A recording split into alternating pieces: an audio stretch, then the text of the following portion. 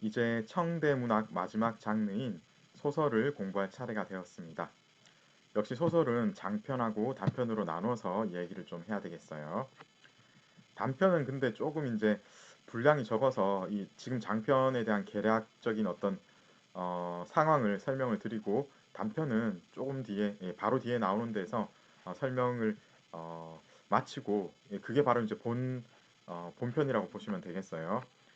장편에 대해서는 이제 이 워낙 이제 청대가 장편 소설의 본격적인 시대가 열렸기 때문에 여기서 개략적인 설명을 하고, 나중에 장편 소설에 대해서는 본편에 해당하는 여러 가지 장르, 이렇게 이제 언정, 의협, 사회로 나누어 가지고 설명을 조금 더 드리도록 하겠습니다. 조금 전에 말씀드렸다시피 청대는요, 장편 소설의 황금 시대였습니다. 내용이 다양하고 그리고 작품 수도 굉장히 많았습니다. 명말의 소설이 문학으로 인정을 받게 되었거든요. 이렇다 보니까 특히 이제 청대는 어떻습니까? 이민족에 의해서 중국이 장악이 되었기 때문에 어, 청초부터 엘리트들이, 한족 엘리트들이, 예, 소설 같은 이런 장르에 관심을 많이 두게 됩니다. 예를 들어서 김성탄은 이런 이야기를 하는데요. 수호전을 최고로 칩니다. 천하의 문장 중에서 수호전보다 나은 것이 없다라고 선언을 해버렸는데, 이거는 그야말로 경천동지할 일이거든요. 왜 그렇습니까? 이전의 어떤 전통적인 문장관에서는 소설 이런 거는 아예 끼지도 못해요. 그죠? 뭐를 제일 먼저 이야기를 합니까? 시하고 산문이죠. 시하고 문을 이야기를 해야 되는데. 그런데 이 사람은 지금 수호전을 1등으로 쳤습니다. 이 사람이 가장 중요하게 취급한 문학을 정리를 해봤어요. 육제자서로 지정을 했는데, 첫 번째 수호전, 두 번째 서상기, 세 번째 이소, 장자, 사기, 두시, 3번부터 6번까지는 이전 사람들도 인정을 하는 그런 장르에 속했습니다. 그죠? 여러분들 다 익숙하신 그런 작품들이에요. 수호전 서상기가 근데 1등이라고? 아무도 인정을 할 수 없었겠죠. 이전 사람이라면. 이 정도로 전통적인 중국인의 문장관이 바뀌어버린 거예요. 뿐만 아니라 청대 말에 가면은 양계초 같은 사람은 시계혁명도 했었죠. 소설 장르에 있어서도 어떤 혁명을 시도합니다. 소설을 통해서 사회 혁신을 시도하게 되는데요. 이런 어떤 전체적인 청대에 있어서 소설의 신분 상승에 힘입은 바가 크기도 했는데, 일단 민중들은 이 소설이라는 장르에 대해서 굉장히 크게 환영을 하게 될 수밖에 없었어요. 첫 번째 그 이유가 소설을 즐길 수 있는 사람의 숫자 자체가 많아졌어요.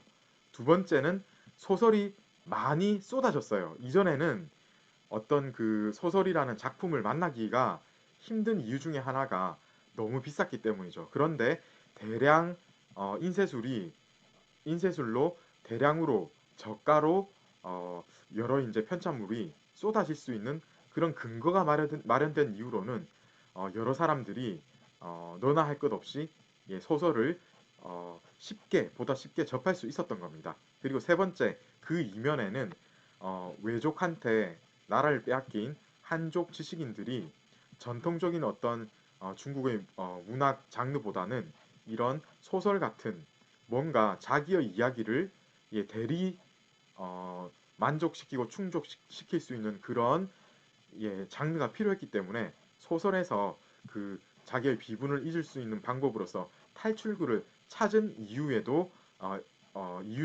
크게 이제 한몫을 해서 청대 소설이 크게 이제 환영을 받게 됩니다.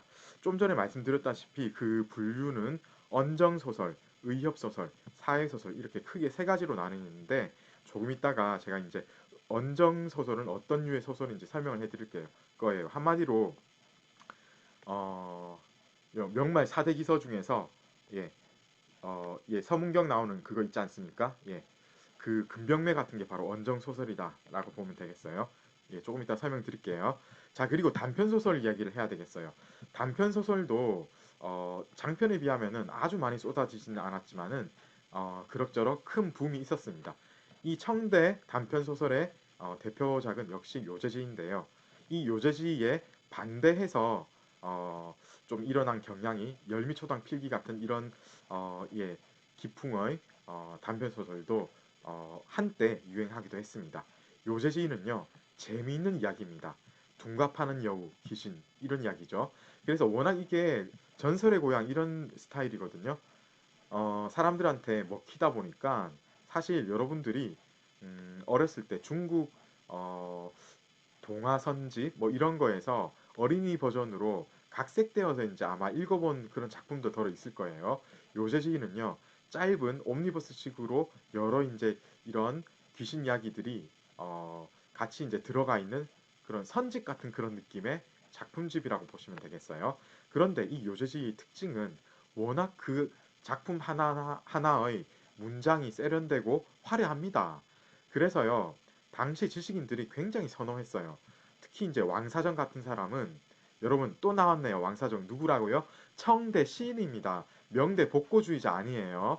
이거를 자기 이름으로 하려고 살려고 했어요. 그런데 이제 뭐 그런 일화가 있을 정도로 굉장히 요재지의 가치를 당대 지식인들이 높게 평가를 했는데요. 이런 식으로 뭔가 이제 어, 예, 엘리트들이 좋아하는 세련된 형식의 요재지 같은 작품집도 유행했지만은 한때는 여기에 반하는 고문 같은 스타일, 요재지의 화려한 문장에 반대해서 간결하고 뭔가 이제 가볍고 화려한 이런 경향을 버리고 남북조의 질박한 문체, 그런 이제 고문 스타일 이런 것들을 선호해가지고 나온 게 열미초당 필기 같은 그런 식의 단편 소설 선집이다라고 보시면 되겠는데 이게 이제 또 한때 크게 유행을 하기도 했습니다.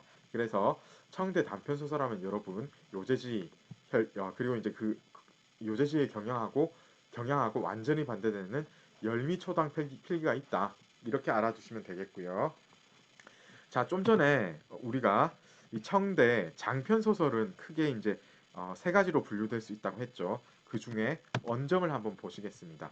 언정이란 말은 결국은 뭐냐면은 남녀의 사랑을 중심으로 인간들의 생활 감정 묘사. 그러니까 뭐냐면은 그야말로 흔히 이제 일상에서 발생할 수 있는 드라마를 예, 찍은 거다. 이렇게 보시면 되겠어요. 대표적인 작품이 성세 2년 전하고 홍누몽입니다. 지금 우리가 바로 성세 2년 전은 어떠한 작품이고 홍누몽은 어떤 작품인지 조금 이따 이제 바로 보셔야 되겠어요. 그 전에 잠깐 끊어가도록 하겠습니다.